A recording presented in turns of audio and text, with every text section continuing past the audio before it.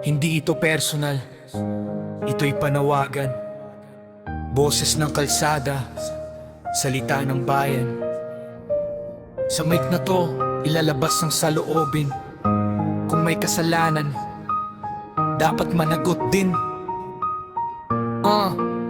Sa kasaysayan, sugat na di pahilom. Mga tanong ng bayan, paulit-ulit na baon. Na pelaydo pa lang, mabigat na ang dala. Pero hustisya dapat, pantay-pantay sana. Di sapat ang ngiti, di sapat ang posisyon. Kung may pananagutan, sagutin ang tanong. Sa palasyo man o sa kalsada, kagaling kapag may sala. Batas ang dapat masunod din.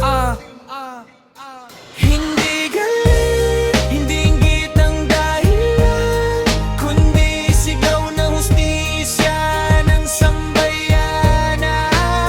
Kung may mali, harapin, huwag lagkasan.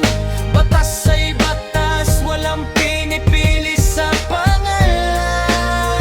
May mga leader sa iba't ibang bansa nang managot sa sala, kulungan ng dulo pala. Hindi dahil mahina, kundi dahil may tapang na aminin ng mali sa harap ng bayan. Kung ikaw ay malinis, bakit takot sa liwanag? Kung tama ang gawa, bakit laging iwas? Rapto ng tanong, hindi hatol ng hukom, pero hangad ng masa, hustisya hanggang dulo. Ugong sa pangalan pero mabigat ang bigat. Di mawawala ang anino ng kahapon sa likod ng bawat hagbang. Kung panahon na para managot sa nagdaan, sana'y sumunod ka sa proseso, hindi sa impluensyang hawak. Hindi kami kaaway, hindi rin kalaban. Mamamayan lang na naghahanap ng katapatan. Sa korte hinahanap, hindi sa tsismisan ng katotohanan. Matagal lang inaantay ng bayan.